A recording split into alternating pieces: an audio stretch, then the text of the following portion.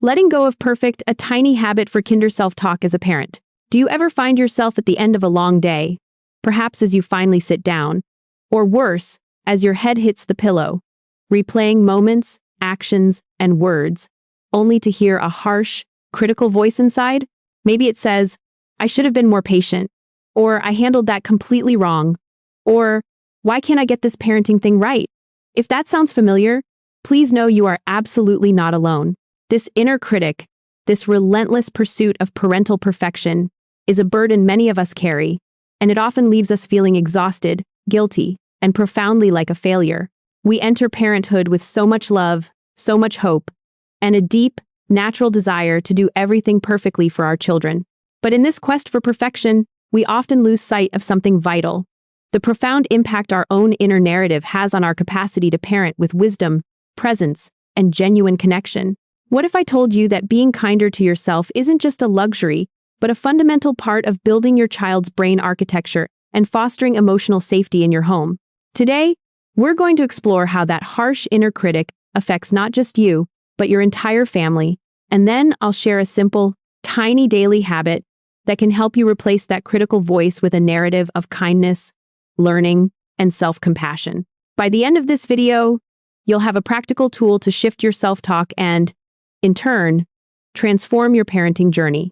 If this idea of letting go of the pressure to be perfect and finding a kinder way to talk to yourself is already resonating, take a moment to like this video, subscribe to Wise Parent for more insights on raising emotionally intelligent children, and tell me in the comments how old your child is. We're building a supportive community here, and your participation helps us all. Let's talk about that inner critic. Where does it come from? For many of us, it's a silent echo of how we were raised, a reflection of societal pressures, or simply the overwhelming responsibility of raising tiny humans. We want so desperately for our children to thrive, to be happy, secure, and confident, that we believe if we just try hard enough, if we just critique ourselves enough, we'll somehow achieve that perfect outcome. But the truth is, this constant self-criticism, this feeling of inadequacy, actually diminishes our capacity to be the calm, connected, and present parents we long to be. Think about it this way. Your brain is your child's first environment. When you are constantly battling an internal narrative of not good enough, your nervous system is in a state of quiet stress. This stress, even if it's not overt, impacts your ability to respond to your child with the patience and presence they need. It makes it harder to engage in those crucial serve and return interactions that literally build your child's early brain architecture. When your mind is preoccupied with self-judgment, you have less mental and emotional bandwidth for truly seeing and hearing your child. You become less available for co-regulation, that beautiful dance where you help your child process big emotions by first being regulated yourself. How can you offer a sense of unwavering emotional safety to your child if you don't feel emotionally safe with yourself? This constant internal pressure can also subtly shift our parenting approach from connection to control. When we feel like a failure, we might try to overcompensate by being overly strict, or by trying to control every outcome in our child's life, all in an attempt to prove our worth as parents, even if only to ourselves. This stems from a fear that if our child missteps, it reflects on us, and our inner critic will pounce. But wise parenting is built on connection, not control. It's about teaching, guiding, and understanding, not about shaming or instilling fear. And that starts with the gentleness we extend to ourselves. Perhaps most importantly, our children are watching. They are sponges, soaking up not just our words, but our attitudes, our self-talk, and our emotional responses. If they observe us being consistently harsh, unforgiving, or judgmental with ourselves, they internalize that pattern. They learn that perfection is the standard, that mistakes are failures, and that self-criticism is the way to motivate change. This is the opposite of fostering emotional intelligence and building genuine self-confidence. We want them to understand that it's okay to make mistakes, to learn, and to grow. And that journey begins with us modeling that very self-compassion. So, how do we shift this deeply ingrained pattern? It feels monumental, doesn't it? Like trying to turn a giant ship with a tiny rudder, but sometimes the smallest consistent effort can create the biggest change. I want to offer you a tiny habit, a simple daily practice that takes just a few minutes, yet holds the power to reprogram your inner critic and cultivate a kinder, more supportive internal narrative. This practice is not about ignoring challenges or pretending everything is perfect. It's about balancing the narrative, acknowledging your efforts, and creating space for growth and self-support. Here's the habit. At the end of each day, or whenever you find a quiet moment, simply reflect on 3 things. It can be during a quiet bath, while you're brushing your teeth, or even just for a minute before you fall asleep.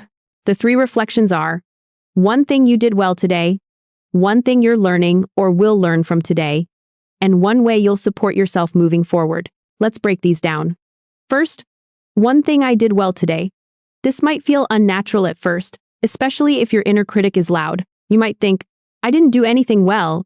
It was chaos. But I want you to look for the small, almost invisible wins. Maybe you offered your child a choice instead of just demanding. Perhaps you took a deep breath before responding when you felt triggered. Maybe you simply sat with your child for 5 minutes and truly listened. Or you remembered to give them a hug when they were sad. It doesn't have to be a grand gesture. It can be as simple as, I made dinner tonight. Or, I didn't yell when I really wanted to. The goal here is to train your brain to notice your efforts, your intentions, and your small acts of kindness, both to yourself and your child. These tiny acknowledgments build a foundation of self-worth and competence. Second, 1 thing I'm learning or will learn from today. This is where we reframe challenges and perceived failures not as evidence of your inadequacy, but as opportunities for growth. Instead of I messed up today, you might say, I'm learning how to set clearer boundaries around screen time. Or, I'm learning that my child needs more quiet time after school to decompress. Or I'm learning to validate my child's big feelings before jumping to problem solving. This perspective shift is powerful. It moves you from judgment to curiosity, from shame to self-compassion. It tells your brain, I am a capable learner, and every day is a chance to refine my skills. This is how you build true emotional intelligence. Not by being perfect, but by being a reflective and adaptable human. And finally, 1 way I'll support myself tomorrow or moving forward. This is often the most neglected part for parents. Yet, it's absolutely vital. Parenting is demanding, and you cannot pour from an empty cup. This isn't about grand self-care gestures, but small, realistic acts of kindness to yourself. It could be, I'll try to get to bed 15 minutes earlier tonight, or I'll ask my partner to handle the morning routine 1 day this week, or I'll remember to take 3 deep breaths before I react to a challenge. It might even be, I will remind myself that I am doing my best, and that is enough. This step ensures you are actively participating in your own well-being, acknowledging your needs, and giving yourself permission to meet them. If you're already feeling the gentle shift this practice could bring, or if you recognize the struggle with self-criticism in your own life, I invite you to share your thoughts in the comments. What's 1 thing you did well today? Even if it feels tiny, sharing helps us all feel less alone in this journey. And if you know another parent who could benefit from this message, please consider sharing this video with them. When you consistently engage in this tiny habit, you start to rewire your brain. You're not just changing your thoughts, you're literally building new neural pathways of self-compassion and resilience. This internal shift has a ripple effect outwards. A parent who is kinder to themselves has more patience, more presence, and more capacity for genuine connection with their child. You become better equipped to co-regulate their emotions because your own nervous system is less activated by internal battles. You model a healthy relationship with imperfection and learning, showing your child that it's okay to be human, to make mistakes, and to grow with grace. Remember, you are your child's brain architect in these crucial early years.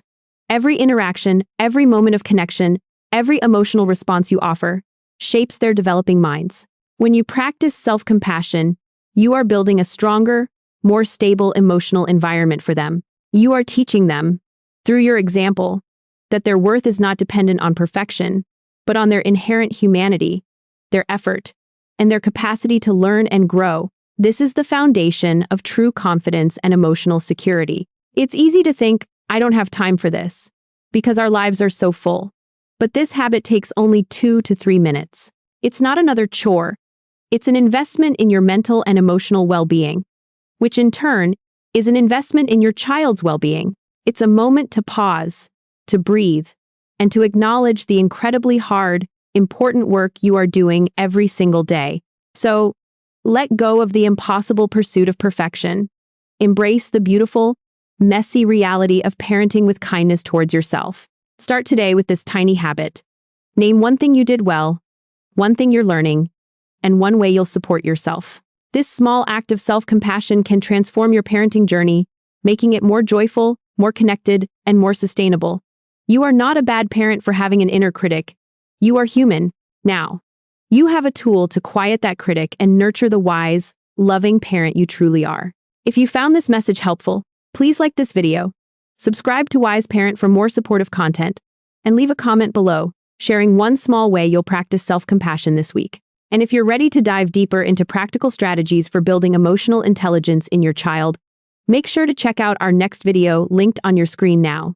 You've got this. We're in this together.